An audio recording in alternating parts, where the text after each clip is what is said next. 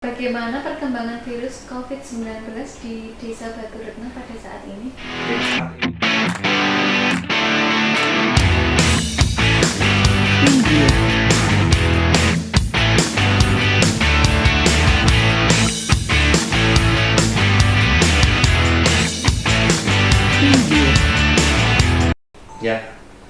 Ya, kondisi di Batu Retno memang saat ini memang banyak yang terjangkit COVID-19. Kaitannya dengan berapa total yang terjangkit itu ada 198 kasus. Namun untuk kasus yang sembuh ada 164 dan untuk yang meninggal ada 8 orang. Untuk pasien yang sedang dalam perawatan atau dalam isolasi mandiri terdapat 26 orang. Ya, jadi dari total 198 orang yang terpapar tersebut berarti kurang lebih ada 7-9 kasus setiap minggunya. Oh ya, jadi lumayan ya Pak ya. Tapi kalau untuk misalnya di daerah Batu Retno sendiri itu dari kemarin-kemarin apakah mengalami penurunan atau kenaikan kasus? Cenderung kalau mulai dari awal 2021 memang cenderung naik, mungkin karena perilaku masyarakat kan sekarang sudah tidak seperti dulu lagi, karena dulu itu masih menerapkan pembatasan sosial, pembatasan yang lain seperti lockdown dan lain-lain kan. Nah, seperti itulah, jadi lockdown secara mandiri, ada yang takut untuk keluar ke wilayah dan lain-lain. Jadi kondisi yang saat inilah akhirnya mungkin penularan menjadi tidak terkontrol. Tapi juga nggak bisa dipungkiri juga ya Pak ya, misalnya kalau yang kerja tetap kerja, yang tetap harus ya dilakukan. Yang penting kita melakukan protokol kesehatan begitu ya. Betul sekali, yang jelas itu pada saat kita melaksanakan kewajiban mungkin seperti bekerja dan lain-lain, itu harapannya tetap mematuhi protokol kesehatan dan yang penting, yang sangat penting sekarang itu adalah komunikasi. Ya, komunikasi itu di saat mungkin kita pernah terpapar,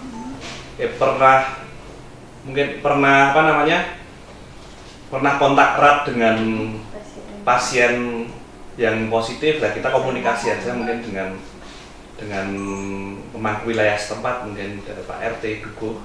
Nah, kemudian itu nanti kita juga dengan sadar melakukan isolasi mandiri, yaitu membatasi aktivitas atau interaksi sosial.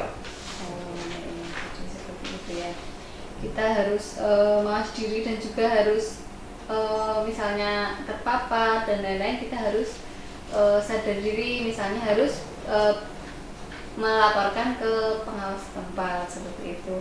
Terus kalau misalnya kita sendiri misalnya, kita terpapar gitu, dari misalnya pasien COVID langsung, ya.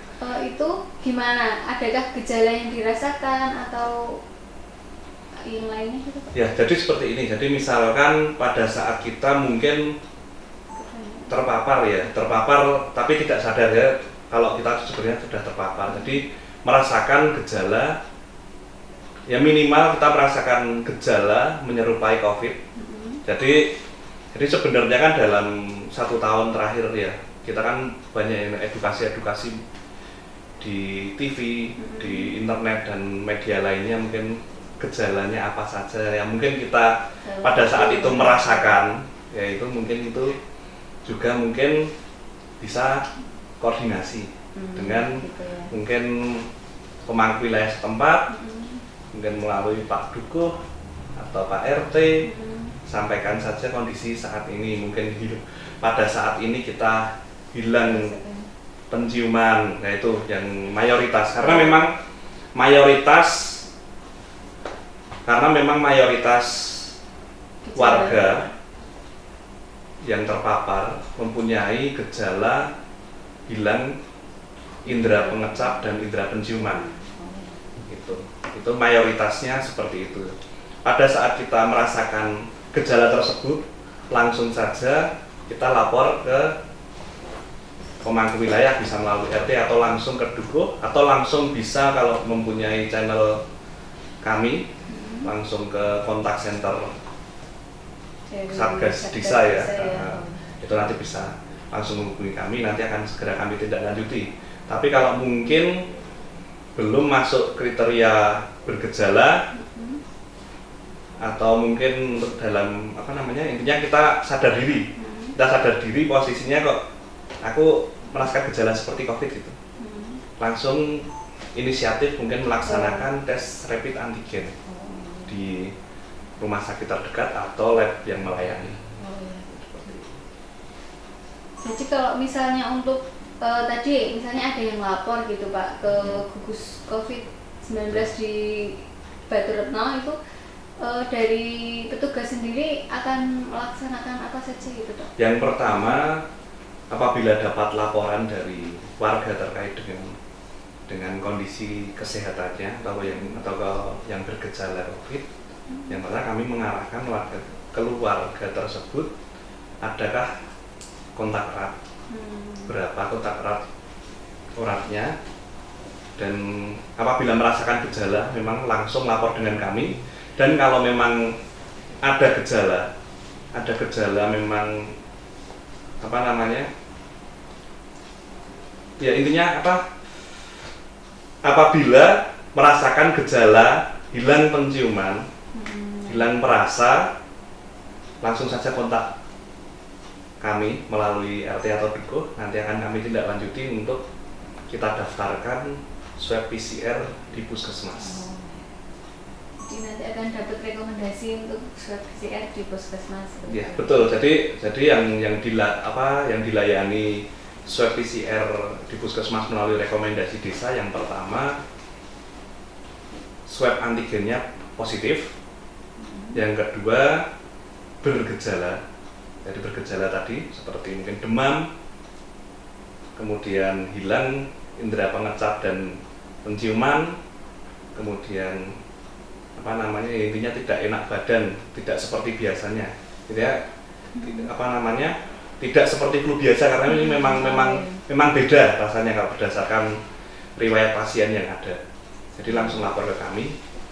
Kemudian yang ketiga yaitu kontak erat pasien yang terpapar COVID. Jadi misalkan dari anggota keluarga kita ada yang terpapar COVID positif, otomatis kita akan melaksanakan tracking kontak erat ya. Jadi pada saat kontak erat yang bergejala langsung melapor ke kami dan akan kami tindak lanjut untuk pendaftaran swab itu tadi.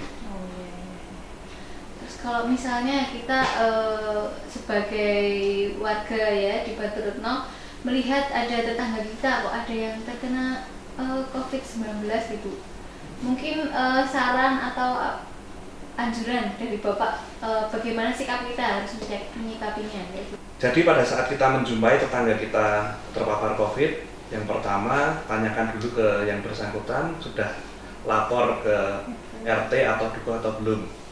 Apabila belum, kita bantu untuk melapor. Kemudian setelah itu kita koordinasi dengan ketua RT setempat untuk membentuk tim kecil yang nantinya dapat mendukung keluarga tersebut apabila harus melaksanakan isolasi mandiri di rumahnya. Terkait ada berapa jumlah shelter pasien untuk penanganan COVID-19 di Kedukuhan atau di Batu Retno itu Pak? Ya, jadi terkait dengan shelter tadi ya, jadi memang untuk menanggapi kaitannya dengan shelter pada dasarnya begini.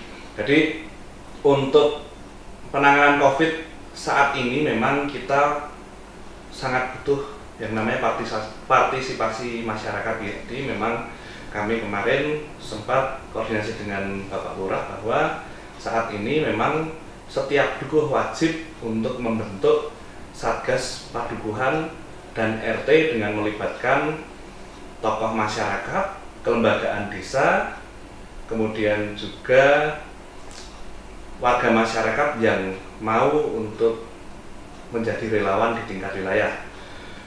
Dan ini juga kami juga menghimbau dan kami mempersilahkan apabila nanti di wilayah terdapat bangunan di atas tanah kas desa, kami persilahkan untuk dijadikan shelter untuk keluarga yang tidak mempunyai rumah yang bisa mengakomodir kegiatan isolasi mandiri.